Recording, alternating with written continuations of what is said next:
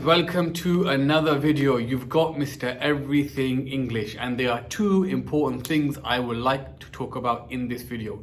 Number one is the Language Paper 2 live stream, and number two, AQA will kill me for this, but I'm going to show you a hack that works for every single question 5 article. Now I'm smiling because I'm sorry AQA, it's got to be done, that's my job. Now, let's go over the Language Paper 2 live stream.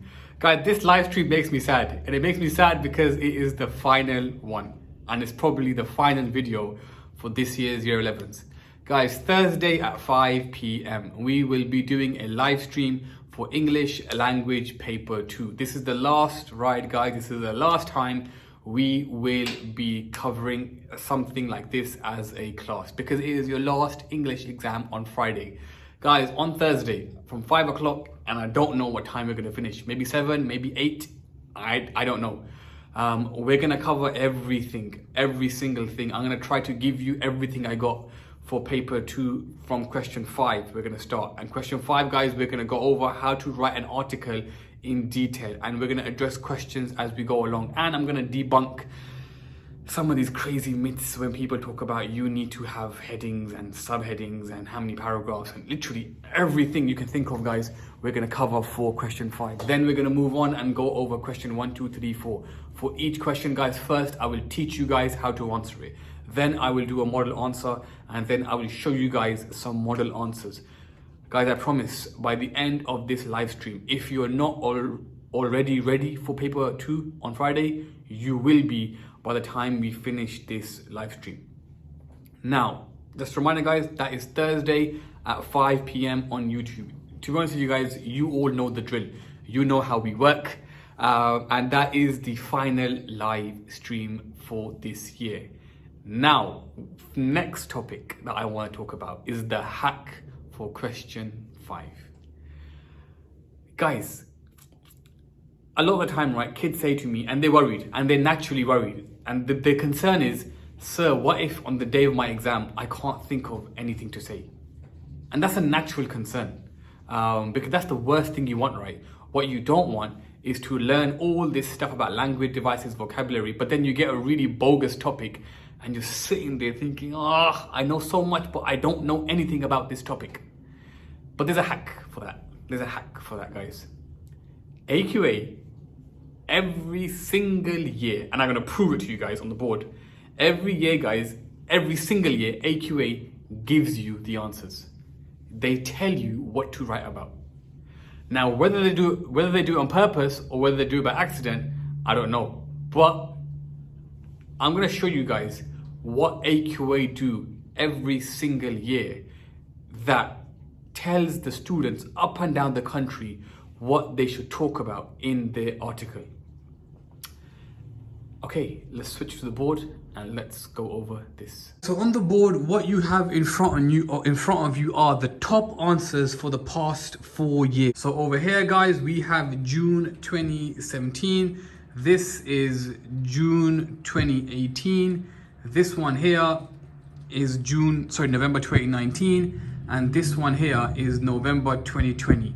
November 2020, guys, got 36 out of 40. This is a grade 8. November 2019 was 37, that's a grade 8. June 2018 was 39, that's a grade 9. And June 2017 was 40 out of 40, which is obviously also a grade 9. Now, these articles, guys, they were marked by AQA. So they were awarded by AQA.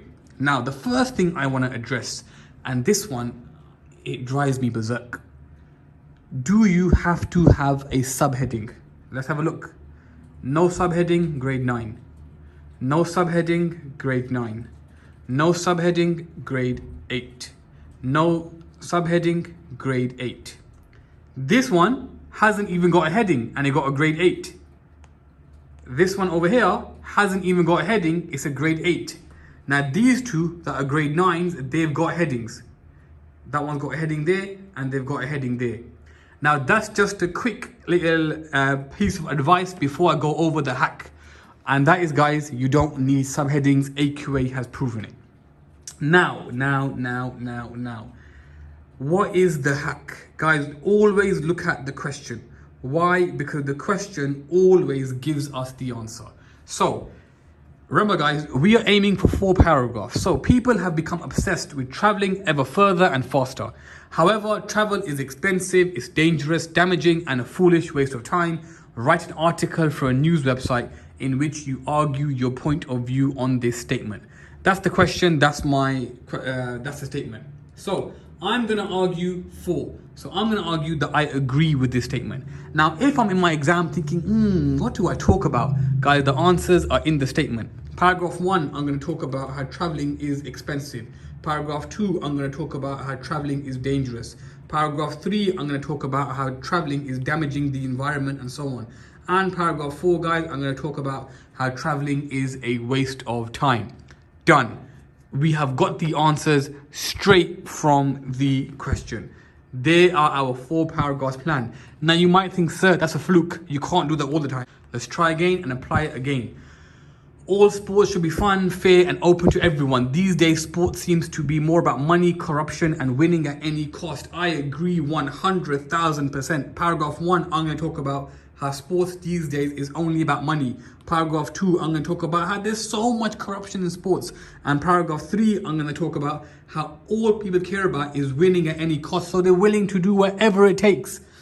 And paragraph 4, guys, I'm going to talk about how sports, unfortunately, is not open and fair. There's a lot of racism. There's a lot of sexism. I'm not saying that's true, but for the sake of this essay, I'm 100% gonna say it's true. So guys, paragraph 1, paragraph 2, paragraph 3, and paragraph 4. We have our 4 arguments in the bag. Now, parents today are overprotective. They should let their children take part in adventurous, even risky activities to prepare them for later in life. Paragraph 1, I 100% agree. I'm going to talk about how parents indeed are very overprotective. I will explain why and how. And then I'm going to talk about the benefits of letting children take part in adventurous activities. Paragraph number 2. Then I'm going to talk about the benefits of them taking part in even risky activities. And finally, I'm going to end my essay talking about how all of this will massively prepare them for later in life, in their career, and when one day they are parents and they are individual. And there we have it, guys. We have 4 paragraphs. We have 4 paragraphs. We have 4 paragraphs. And we have, and we have 4 paragraphs here. And then all you do, guys, in your exam is you elaborate and you add detail to turn these into essays. So paragraph 1, I'm going to talk about how traveling is expensive. Now, my first point I'm going to make is that people take crazy loans to go on holiday.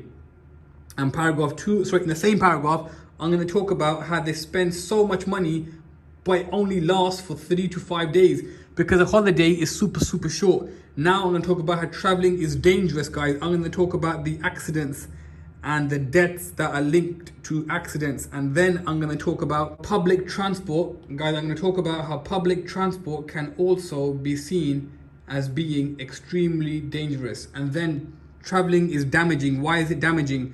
Because of global warming. That could be one argument, that it is massively damaging the environment. Now, how else is traveling damaging? Maybe it's damaging our mental health. Why? Because lots of people want to live the Instagram lifestyle where they're always on the move, always traveling.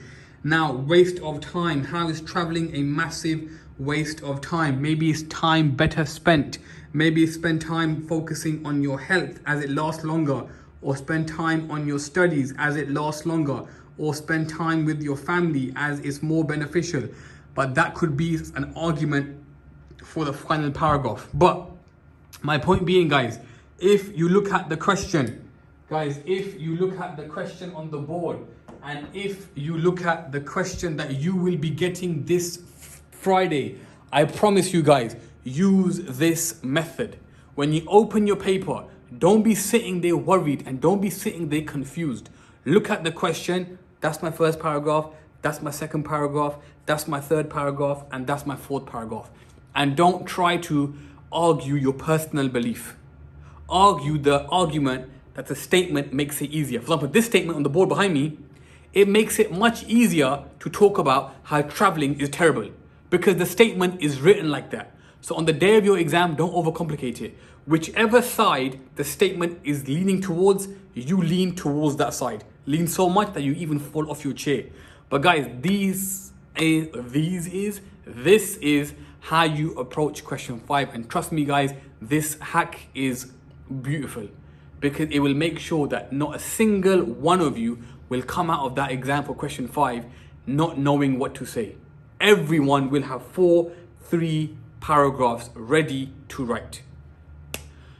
Alright guys, it's been Mr. Everything English. I'll see you all on the live stream on Thursday at 5 o'clock. Peace.